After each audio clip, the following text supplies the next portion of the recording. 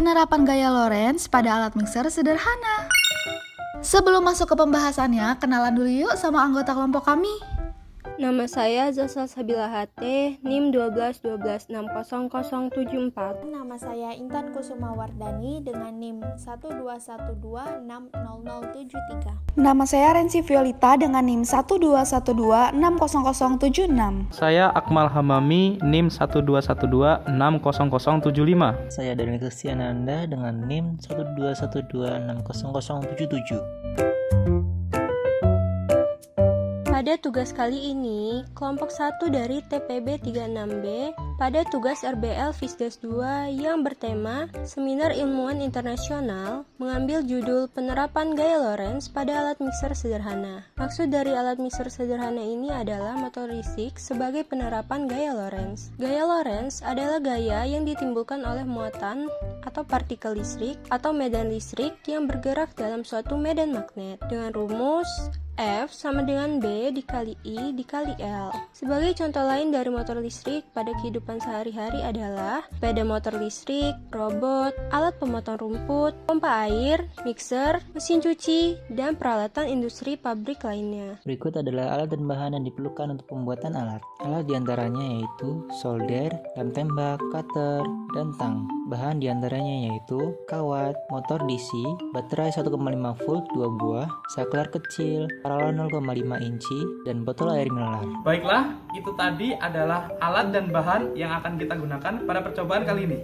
Berikutnya, kita akan bersama-sama melihat bagaimana sih cara dan proses pembuatan dari mixer sederhana ini. Pertama-tama, kita akan melubangi botol menggunakan cutter, yang mana hal ini bertujuan untuk penempatan batu baterai ini.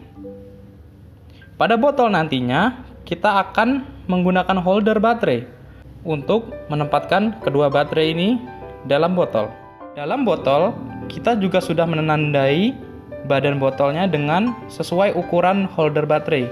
Langsung saja kita panaskan cutter pada lilin atau sumber api. Kita lubangi perlahan-lahan mengikuti garis yang telah dibentuk oleh spidol.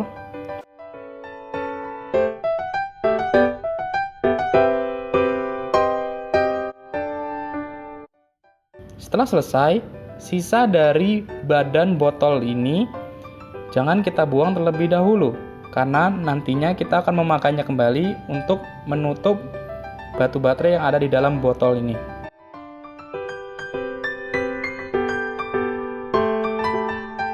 Selanjutnya, kita akan membuat lubang untuk saklar, yang mana nantinya saklar ini akan memutus dan menghubungkan arus listrik dari baterai ke motor listrik.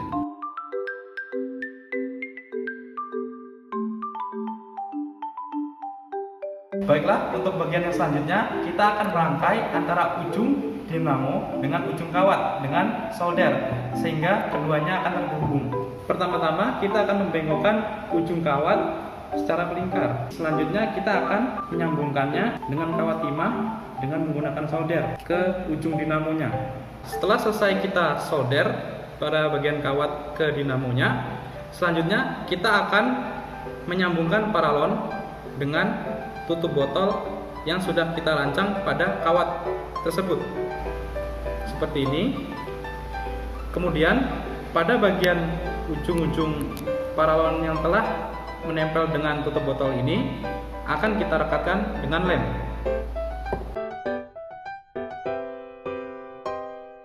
Kemudian untuk mencegah agar dinamo ini tidak lepas dari paralon, kita akan mengelem dinamo ini pada badannya ke paralon untuk merekatkan dinamo pada paralon. Setelah bagian atas dan bawah mixer dibuat, selanjutnya kita akan melubangi tutup botol yang ada pada botol, sehingga dari lubang yang dihasilkan kita dapat menghubungkan kabel dari dinamo atau motor listrik ke kabel menuju baterai.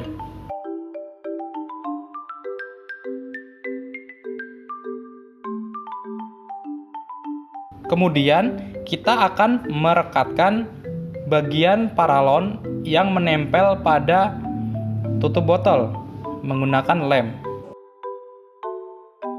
Setelah bagian paralon merekat dengan tutup botol, selanjutnya kita akan merangkai seluruh kabel dengan rangkaian sebagai berikut. Kita solder bagian kabel hitam dengan kabel hitam.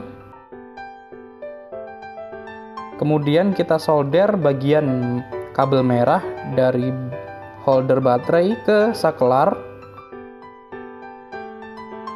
Selanjutnya kita solder juga bagian kabel merah dari dinamo ke saklar.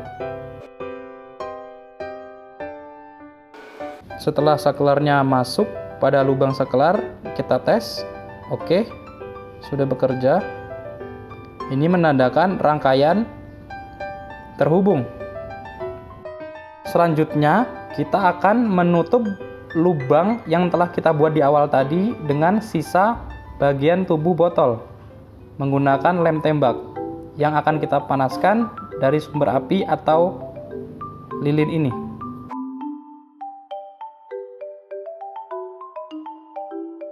Selanjutnya kita akan masuk ke dalam bagian finishing, yang mana kita menggunakan kertas warna untuk memfinishing bagian badan botol dan juga paralon.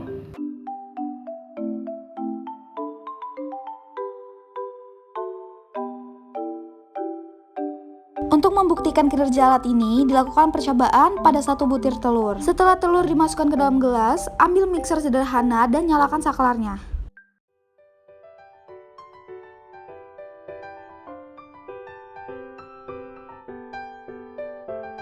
Bisa dilihat pada video, telur terkocok dengan sempurna menggunakan alat mixer sederhana ini. Di sini saya akan melakukan perhitungan gaya Lorentz dari percobaan yang telah dilakukan sebelumnya. Dari percobaan yang telah dilakukan sebelumnya diperoleh data tabel percobaan, yaitu untuk percobaan pertama nilai medan magnet sebesar 2 Tesla, arus sebesar 4,1 ampere, panjang kawat sebesar 4 meter, dan theta sebesar 90 derajat. Kemudian untuk percobaan yang kedua, nilai medan magnet sebesar 3 Tesla, arus sebesar 5 ampere, dan panjang kawat sebesar 5 ampere, serta theta sebesar 90 derajat.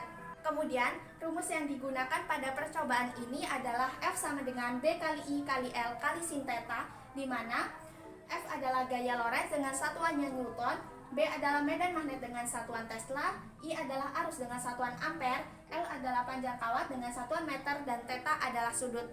Baik, mari kita lakukan perhitungannya. Perhitungan untuk percobaan yang pertama yaitu kita substitusikan dari data percobaan yang pertama, yaitu F sama dengan 2 kali 4,1 kali 4 kali sin 90 derajat, di mana sin 90 derajat bernilai 1. Gaya Lorentz yang dihasilkan adalah 32,8 Newton. Kemudian kita lakukan percobaan yang kedua. Sama caranya seperti percobaan yang pertama, yaitu kita substitusikan data percobaan yang kedua, yaitu F sama dengan 3 kali 5 kali 5 kali sin 90 derajat, diperoleh hasil 75 Newton.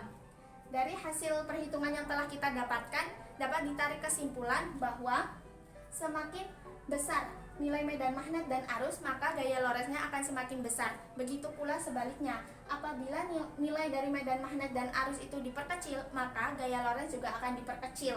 Hal ini sesuai berdasarkan apabila gaya Lorentz itu adalah sebanding atau berbanding lurus dengan nilai medan magnet dan arus. Oke, ini dia beberapa keunikan dari alat mixer sederhana ini, yaitu alat yang mudah dibuat dan bahan dasar yang mudah didapatkan karena sering digunakan pada kehidupan sehari-hari.